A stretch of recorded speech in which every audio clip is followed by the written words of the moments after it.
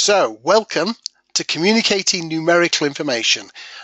Last time we looked at a webinar that explored how to find the story in numerical data. This month, we're going to look at how you communicate that to people. And the agenda today is, first of all, understanding the context. The context changes the way we communicate it. The most important thing you've got to do is reduce complexity. So we're going to spend quite a bit of time on different strategies for reducing complexity. And then we're going to look at the special context of storytelling, of dashboards, when you're creating a reference document, and then we will sum that up with some top tips. So the schedule for this year, as I said, the previous webinar was how to see the meaning in the numbers. How do you actually find that story? Now we're going to talk about how we share that story, how we communicate numerical information. The next webinar will look at sense making with open-ended text, part of the qualitative arena. And finally, think, feel, do, presentations that change behavior, pulling all of those strands together. So there are three different sorts of communications we're going to cover today. The first of those is storytelling. And in storytelling, you use very few numbers. Doesn't matter how many numbers you use to collect the information, people are not going to go away from a presentation remembering a whole stack of numbers. So you're going to use the numbers and the numerical information in a very different way than you would do in a dashboard. In a dashboard, you want to put up some highly visible indicators, which then lead to some numbers that will have some meaning that can be used. And finally, we need to think about reference documents. And quite often, a reference document is a hybrid in that it will be a report. And a report should be a story at the front and a reference at the back. A reference is where you know you want to go and find something. You want to find out from the global prices study, what is the cost of a focus group in Dubai and how does that compare with the cost of a focus group in Indonesia? So you know you're looking for that, and what we want to do is make that process as painless and as easy as possible. But very few people would sit down and just read a list of prices for different types of researchers in different parts of the world. Now, before we look at those three separate things, there are some elements of working with numerical information and communicating numerical information which are in common. And we're going to cover those first. And this is one of my favorite cartoons. Why do we present numbers? Why are we communicating numbers? In theory, like the lamppost, they should be for illumination. They should not be for support. But frequently, when I see people presenting numbers, I see them being used for support rather than illumination. So that's the first question. Every time we look at some numbers we're going to use, we should say to ourselves, are they providing illumination? If they are not, they need to be changed. Change might mean a new format, it might mean visualization, it might simply mean removing them. Everything should be made as simple as possible, but not simpler. Now that's really quite important because sometimes when I see people simplify data, they do go too far. So we need to think about what is the message we are trying to convey, and what is it that we want people to do, and what is it that they need. All of those together help us understand how to make things as simple as possible, but not simpler. So some key tools for reducing complexity. Remove the unnecessary. So this is a process we go through and we look at all the pieces of information and we say, well, that's not necessary. We don't need to communicate that. We don't need to tell people how hard we worked. We don't need to tell people all of the interim variables and stages that we went through.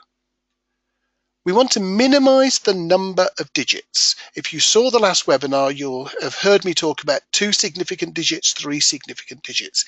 It's really important for helping us see the data. It's really important for us communicating the data. We need to summarize the information. Sometimes we will only be communicating summaries. Sometimes we'll communicate data and summaries. But we should always be looking to make people's life easier by providing summaries. We might need to restructure the data. Now that frequently will mean sorting it. It may mean grouping it to make it much easier for people to find it.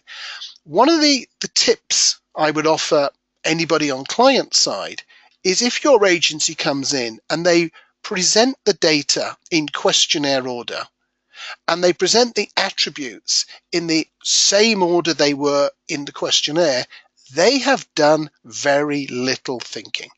You should be seeing that data restructured so that it tells the story. What is the right pattern to see that information? We have to use comparisons to reduce complexity. If I tell you that 95% of people approved of a salesperson, you might think, well, that was quite good. If we then look at it and it's eBay and we see that most people have 99 point something, then we know that 95% is not so good. So numbers don't have a meaning unless we have comparisons with them. And wherever possible, wherever necessary, try to enable the visualization of that information when you're trying to communicate it. So let's focus on removing the unnecessary. It's very context dependent. For the analysis, the reporting, the storytelling, a different amount of things are necessary and unnecessary. But always remember, if the raw data is available, so somebody can download the raw data, more and more of the information becomes unnecessary and does not need to be in the communication. So maybe we've run some SPSS, and if you go and Google and search on SlideShare for people's presentations, numerical information, you will often see people putting in all of these columns. And that's useful to me when I'm running the analysis. It is clearly not part of the communication. So sometimes I will look at a chart like this and say, well, yeah, I do need to know what the scale is. Sample providers should consult with their clients on questionnaire design. This is from the recent grit data. I probably should include the scale from very important to very unimportant. I'm going to include the percent data. Now, in fact, I wouldn't include the decimal places. With percentage data, I always use whole numbers, except under very, very special circumstances. And I'm going to include the base. If you've got counts, you don't need percents. If you've got percents, you don't need the counts. But you do, if you've got percents somewhere, need to share what the base is. So there are 2,637 people in this data set. So that might be the necessary data to share. Or maybe I just share the question, sample providers consult with their clients on questionnaire design, and I will take the net of somewhat important and very important and say, right, that is 61% important. So that might be all that is necessary. Now it's quicker to share everything, but it's not as good. It's not communication simply to share everything. Communication means stripping things back, removing the unnecessary. Then we want to minimize the digits, and this is an example of good practice from SMR's Global Market Research Report. These are all millions of numbers. So there's another 6 sets of numbers would go up to the top. We take Brazil in 2011 at the top there, 777 million. That would have had maybe a 5, a 6, a 7, a comma, a 2, a 3, a 1, lots and lots of clutter. Because they've rounded it to the nearest million, the numbers become very apparent. We can see that countries that have 3 digits are much bigger than countries that have 2 digits, and countries that only have 1 digit like Nicaragua and Honduras have got much smaller spends. So that helps the data in a report become much clearer. Doesn't help it too much in a presentation, but certainly if we were looking at a dashboard, a report, a reference document, removing those decimal places is great, especially if the raw data is still available. So if we're using something like an Excel tool, we can ask it not to display the decimal places, we can ask it not to display the additional information, but it's still there if somebody wants to access it. Use summaries. Now, from those of you from the UK, you might recognize this is football data. For the rest of the world, you might call it soccer data. There are 380 matches in the English Premier League each season. Every match is a row in this table. So we have its E1, E0 is the division. Then we have the date, the home team, Burnley, the away team, Swansea, full-time home goals, full-time away goals, full-time result was an away win, half-time home goals, half-time away goals, half-time result, and then the referee. So lots and lots of data there. So how are we going to make that more accessible? Well, during the season, what we would do is provide a summary. And the first thing to note, of course, is the data has been restructured. So we now see it's got the team with the most points at the top, and then the next team, and then the next team. It's no longer alphabetical. It's no longer in terms of which order the matches were played. And now if we read along, we can see how many matches have been played, how many Chelsea have won, drawn, lost, the goals they've scored for. So all of these are summaries. And of course, at the end of the season, we would summarize it even further. Chelsea 93 points, Tottenham 86 points. Now, the number of points is not in the raw data. The raw data tells you that there was this match and this team played, it got this many goals. So even the number of points for that match isn't in the data, but actually we're not interested in the number of points from that match. We're interested in the summary. How many points did they get across the season? So don't think that your underlying data needs to be part of the communication. Who won is part of the communication, because in this league teams get relegated if they do badly. That is also potentially interesting information. Very rarely would you be interested in that and at the same time be interested in minutiae. Restructuring the data, another example of good practice from the SMR Global Market Research Report. So I showed you lots of data a moment ago from Latin America. On this chart, all of that data has been grouped together because it only represents 4% of the total picture of global market research turnover. So the data have been grouped back together because it only makes sense to look at regions versus regions or countries versus comparative countries, not to compare one country with lots of countries, not to compare countries with regions. So think about restructuring the data. One of the most frequent restructurings we do is that we sort the data from biggest to smallest, newest to oldest, best to worst, to help make comparisons easier, to help communication, to help provide an oversight into what is happening. So I've mentioned comparators 2 or 3 times. They are absolutely essential. So here is a very simple visual example. This is the Shard in London. It's a new, very tall building. How tall is it? Well, it's about as tall as the Eiffel Tower. And both of those are just over half as tall as the One World Trade Center in New York. And they're just over a third as tall as the Burj Khalifa in Dubai. Now we can see how big and small things are by comparison. Things need comparisons to make sense. So I'm going to move into slightly tendentious ground 2 or 3 times in this webinar because hopefully that will help illustrate the point. Now, many people are aware that Donald Trump, the President of the United States, popularity has been declining. And this chart was taken after 147 days of being in office. And the purple line on this chart shows Donald Trump's net approval rating. So if we take the approval minus the disapproval, we get the net rating. And the purple line quite clearly goes down from just above 0 at the start to after 147 days below 0. But this is from the website 538, which is run by Nate Silver. It's a brilliant resource. I highly recommend it. It shows what happened to Barack Obama, an almost identical decline, George Bush, an almost identical decline, Bill Clinton, a slightly stronger decline. And even going back further in history, we can see elements of decline as well. So the real big difference in Donald Trump, the President of the United States, ratings are not the shape of the decline, which is often what you will read in the newspaper. It's the starting point. The overall pattern is very similar, but the starting point was lower. Comparisons enable us to communicate that sort of message much more clearly than just talking about a particular line or a particular data set. Visualization. Now, when I talk visualization, some people think bar charts, pie charts, and so on.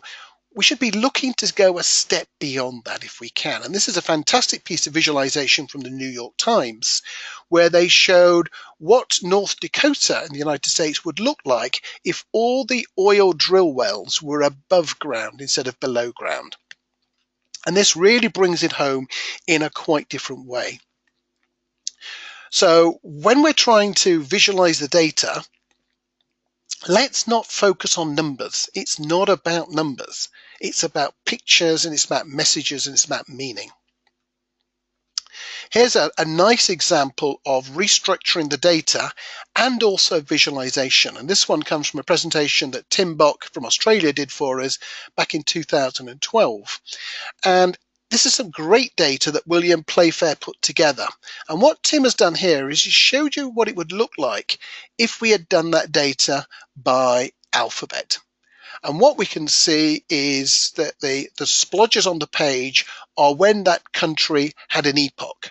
It was strong economically. So we see the USA has been strong very recently. And by very recently, we mean from about 1750. Spain was strong before that. Portugal was strong before that. We can see France being strong from the days of Portugal and Spain through to the current time. But it's really quite hard to read. And what the person who created this chart originally, William Playfair, did was he organized it by diagonalization. So we have all of the ancient regimes on the left. We can go through the middle ones, and we can see Constantinople being the strong one there in the middle of the Western group through to the most recent. Now that visualization is much easier. It doesn't have numbers on it. Generally speaking, a really good chart, a really good visualization doesn't need numbers. If you're having to put numbers on all over it and labels, then actually it's not a great visualization. And we're going to see a couple more examples of that as we go through. So let's go to stories. When we're telling stories, we are perhaps speaking at a conference, we're speaking in a debrief, we're using PowerPoint. Maybe we have just met somebody for a lunchtime 15-minute debrief and we don't have any visual aids. How many numbers do we really think somebody is going to be able to remember? Very, very few. They need to be crucial numbers and memorable numbers. So storytelling is not normally about getting numbers into somebody's head. We're not trying to staple a piece of paper with some numbers onto somebody's forehead. We're trying to pass a message. We're trying to get them to think, feel, and do something. Think of the facts. They're the units we are using. We base our story on the facts. So the facts are going to appear in the story to some extent. But the message has to be emotional. We had recently in the UK a big debate and then a vote on Brexit. And nobody who voted leave would have changed their mind if they were given one more quality piece of data that went the other way. And nobody who voted remain would have changed their mind if they were given a really interesting bunch of facts that went the other way. At the end of the day, the way people voted was essentially emotional. Nobody changes their mind fundamentally based on just the facts in almost no situation. So we have to build our communication from things we've learned from the facts through to feel. And the target is do. What is it that we want people to do after they have received our debrief, our presentation, our conversation?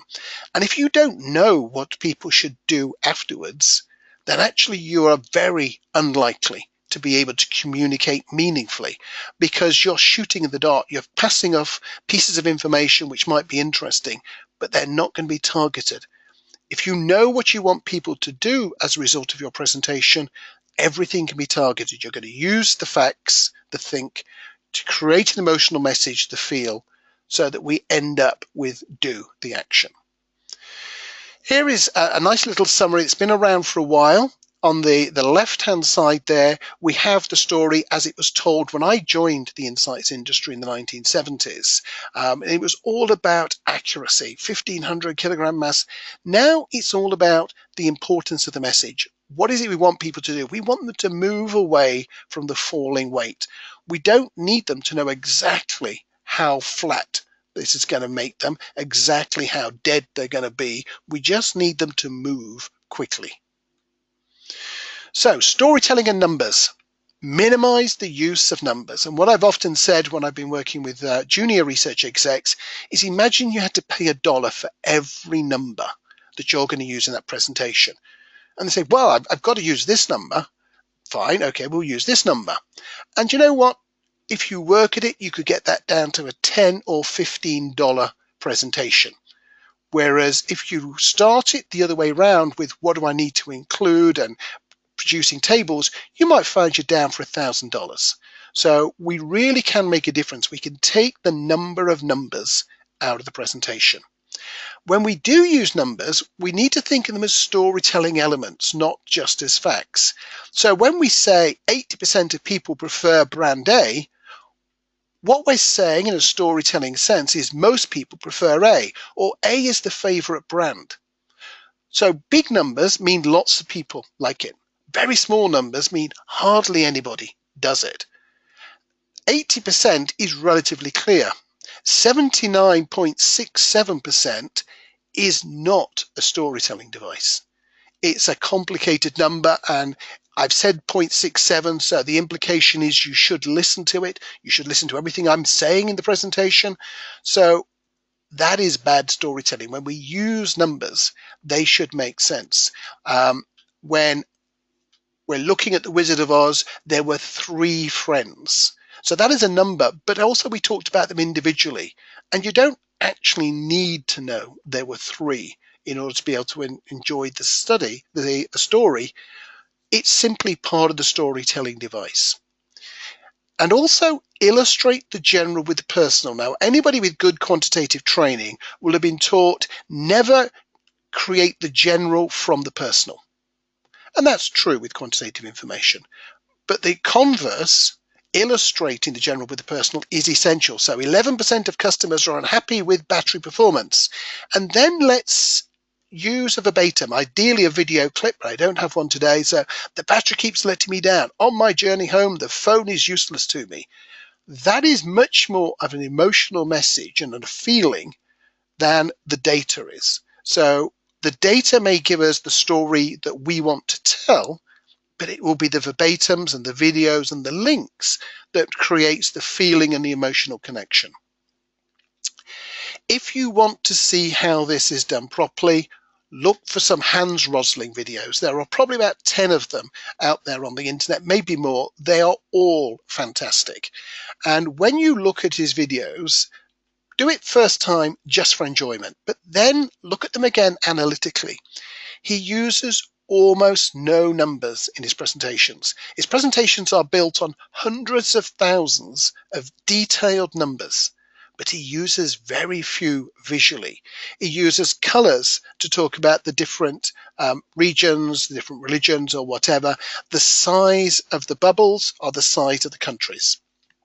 And he shows movement over time and within the space that he's plotting. That is the way to tell stories with numerical information. So here is another really nice example from Eurostat. So this is bureaucrats, if you like, talking about official data, and they've done a great job here. They've reorganized the data. So they've collected all this data about amenable deaths in Europe. Now, an amenable death is somebody who didn't need to die. If the right initiatives have been taken, if the lifestyle choices have been different, then they wouldn't have died. And we look at this data across Europe, and first of all, it's been sorted within the European Union from the worst country on the left, Latvia, through to the best country on the right, France. That makes it easier to tell. And we look at the data and we say, everywhere there are more male amenable deaths than female. That just jumps off the page, doesn't it? And then we look at the data and the page and we say, well, things are basically okay until you get to about Malta. But from Poland onwards, Poland eastwards, almost, things go badly wrong. It gets a bit worse for women and it gets a lot worse for men. And on the right-hand side, we have one or two countries that are not in the European Union but are associated with it. And we see Serbia, which is geographically and politically very much in that left-hand side, has the same sorts of numbers. So we can now see that as a policy, if we want to address amenable deaths at a European level, we need to do it from Poland through to Latvia, those countries there. We need to target male more than female in order to do that. And we've had that whole conversation without any numbers. There are numbers, and we can see roughly what they are in terms of 150, 250, 350. But we don't need those numbers to know where the emphasis should be. Here is the extreme example of that, a chart from Seth Godin talking about the death rate per watts produced between coal, oil and nuclear. So again, we can see that the story comes through there incredibly strongly. We may not agree with the story. I personally don't, but that is a very clear telling of the story from Seth Godin's position. We can bring numbers alive in different ways. So here is a piece of data I collected maybe 15 years ago in the UK. How many alcoholic drinks did you have at the weekend? And we could show that as a chart and we could talk to it. But that is not storytelling. Remember I said if we're going to use numbers, build them into the story. So how many alcoholic drinks did you have this weekend? We're going to compare London and Manchester. Not surprisingly, when you think about it, somewhere between a quarter and a third of people had no alcoholic drinks this weekend. Yeah, okay, I can understand that. Almost nobody has one alcoholic drink. And at first, that might strike you as surprising. But then you think about it and say, well, yeah, if you are the sort of person who likes a drink, it's kind of odd if you would have one on the Friday night but nothing Saturday, Sunday, or one at Saturday lunchtime and nothing else during the weekend. Okay, now I start to think about it, I can see that one is actually a fairly rare occurrence. Then we find that almost nobody in Manchester has 2 to 4 drinks, but actually quite a lot of people in London do. And that's interesting. Got a little bit of a difference going on. Slightly more people in Manchester have 5 to 9 than 2 to 4, and a chunk of people in London. So now we get the understanding that whilst there's a chunk of people in London who have 10 or more drinks, almost half the people in Manchester having 10 or more drinks. Now, that is using the numbers as a storytelling device. We have a very clear message that about a quarter, a third of people don't drink at all. When people do drink, it's more than 1. And then in Manchester, it's about half are having 10 or more. So that's one set of stories here. Now, I said we're going to be a little bit tendentious. We can use data with very few numbers to answer a question, does the USA spend enough on healthcare? Because healthcare is a really hot topic at the moment. So let's see if we can communicate a finding. So we'll go to the Gapminder data, and on the left-hand side, we've got government health spending per person in international units. And along the bottom, we've got income per person. So we've got how rich a country is on the bottom, how much the government spends on health. And that's the USA, the big green circle there. And what we can see is that the USA is exactly where you would expect it to be. Almost to the millimeter. It spends the amount, the government spends the amount on health that you would expect a country that rich to be spending. So it's in line with that. So yes, from that rating, we'd say the government spends enough on health.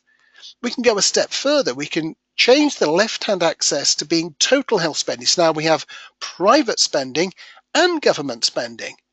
And now the USA moves off the line. It's above the line. The USA spends more on health than you would expect a country of that amount of wealth. It's one of the most wealthy countries, but it actually spends more on health than anybody else in total when we add together the government spending and the personal spending. But of course, that's only part of the story. So let's have a look at the outcomes. So what we've got now on the left-hand side is we've still got the total health expenditure, but now we're comparing it with child mortality rates, death under the age of 5 per 1,000 live births. And all of a sudden we see a different pattern coming on. So the USA is still the biggest spender on health, but it is behind all of the Western developed countries in terms of child mortality. It has a much higher child mortality rate, somewhere around 7 or 8, which is a similar number to Cuba, even though the USA spends 20 times as much on health per person as Cuba spends, because that left-hand scale is a logarithmic scale. So now we can see, yeah, the USA is the top spender in the world, but it's not getting great outcomes in child mortality. Too many children are dying. We can look at that another way. We can look at it with, on the bottom scale now, life expectancy. And the USA is still at the top because it's the highest spender on health if we add together government spending and private spending, but it has a lower life expectancy than any of the Western developed countries. It has a similar figure to Turkey. So with that, we start to pull together an impression that the issue of USA health return on investment needs addressing. It doesn't tell us whether it's due to unequal distribution, whether or not it simply costs too much, or the sorts of treatment, or the risk of litigation in the courts driving the problem. I don't know. But what we can see by analysing these circles without any detailed numbers, that we have a real return on investment issue, because the USA spends more than anybody else, which is presumably a great thing. I think it's a great thing, but it has worse outcomes, more children's deaths, lower life expectancy. So when we're doing stories with numbers, minimize the use of numbers. People can only remember a small quantity of them, and they have to be very simple. Most charts should not depend on numbers being visible. Quite often we will put those numbers there because they're going to be referred to later. I would say make 2 copies, one for showing in the presentation, one for using later. And it's all about think, feel, do. The think are the facts that we're going to build the story, but the story is going to be emotional, addressing at what people feel, so that we can deliver a specific outcome, the do. Don't talk about the data. Don't talk about the analysis. Tell the story, focus, and drive the whole process towards the do. So that's storytelling. Now, the next 2 pieces are going to be a little bit shorter. We're going to look at dashboards. Dashboards are of growing importance, and we need to think about when they are the right solution. So I've got a few pages here from the kind people at Depressi who shared them. Thank you very much for that. Here's a nice airport dashboard. We can see, if we're the manager of the airport, what is going on. And dashboards are great where you have a constant need to be monitoring something. If it's your brand tracker, you probably don't need a dashboard unless you are capable of taking actions on a fairly continuous basis. But if you've got something like an airport, absolutely, you're looking down there to see where are the orange things, because the orange things are not going to be great. Where are the red things? Okay, passport control.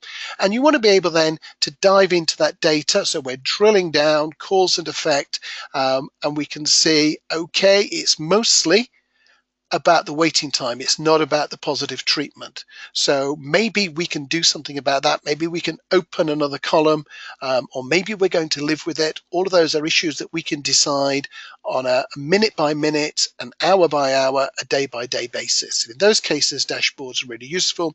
But if we're not understanding what the problem is, maybe we'll dive into the verbatim text. So all of this are sort of the classic pieces that we would see in dashboards. And I'm going to use the analogy of driving.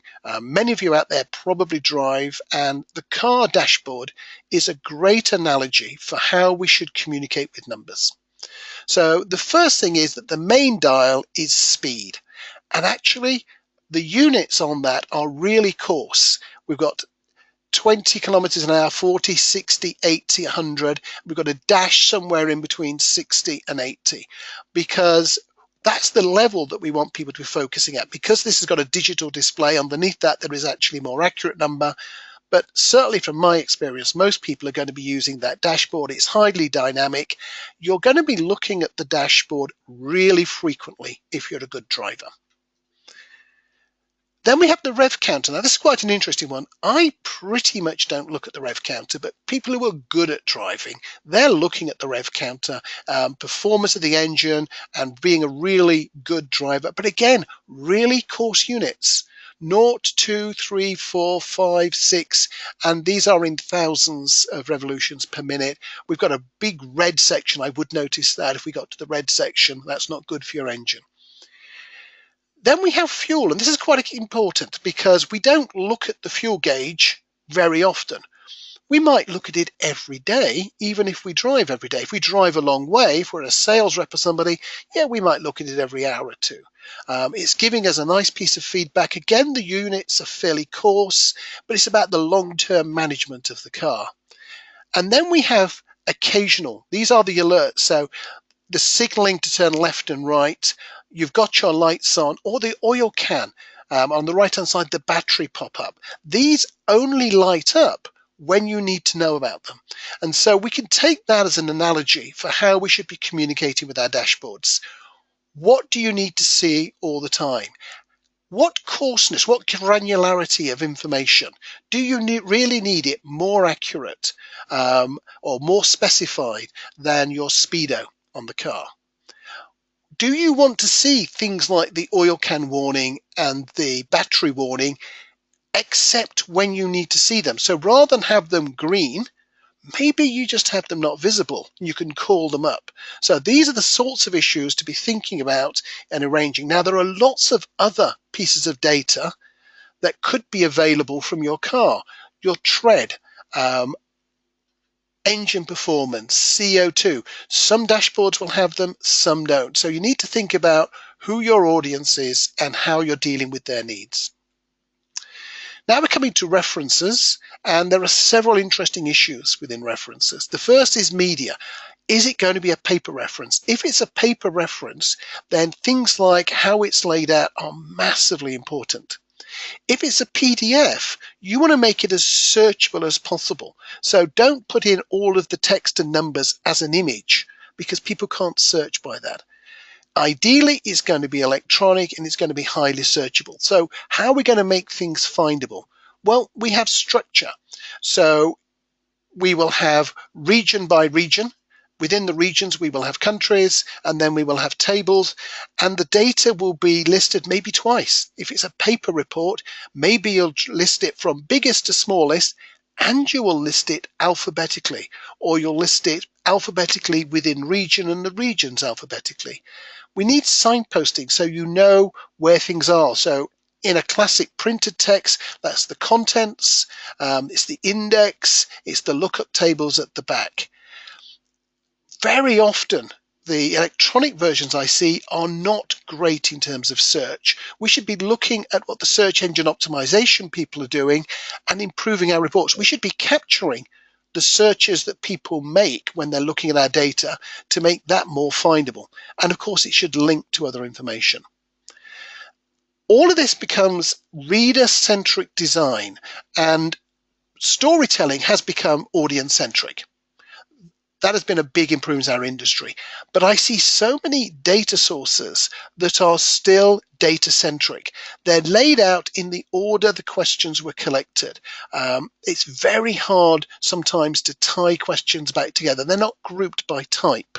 They're not grouped by other information. You don't have the choices necessarily to pull those together. Those are the sort of things that we would do in a reader-centric design. And if you're writing a report, then effectively, I think you're doing two things. The first part of the report is storytelling, and the second is reference. And you want to make sure that they both work independently. Because if I'm looking for a reference in your report, I am actually not going to read the story. I already know I want to find out how expensive is a focus group in Dubai compared with a focus group in Indonesia. I'm not going to read all the intro. I'm going to go to the table that tells me that. On the other hand, if I'm looking at this report for the first time, then I might very well just read the story, but I'm not going to read the reference. So when we talk about reader-centric design, think about readers with different missions, different needs, and so we're trying to cater for all of those. Now, when we're doing references, they don't just have to be tables. This is a fantastic infographic that was doing the rounds recently. I wouldn't use it in a presentation. There is too much going on. But in terms of a reference, that's quite nice because it gives you two options, really, doesn't it? You can look at it to find something out, like how big is Portuguese versus Spanish, but you can also then start to explore it and say, well, how many types of Spanish and how many countries are there that are speaking Spanish? And you can pursue it in those sorts of ways. Here's an interesting infographic that Tim Bock put up on the Green Book site recently. And with the text on it, as shown here, that can be quite useful in a report. It's much more visual than a table, and it's hard to think of a better way of showing this particular information about browser data.